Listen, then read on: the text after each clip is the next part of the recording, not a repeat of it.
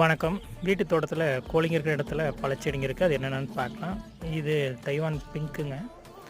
இது பீட்ரூட் கொய்யா. இது ஆரஞ்சு செடிங்க. முருங்கை, எலுமிச்சை. இது மினி ஆரஞ்சு செடிங்க. அது ஏற்கனவே நீங்கள் பார்த்துருப்பீங்க. இது ஆரஞ்சு செடிங்க. இது செவ்வழனி. இது ஒரு இளநீர் ரக மரங்க. இது கேசரி ரகம் மாம்பழம், மாதுளை,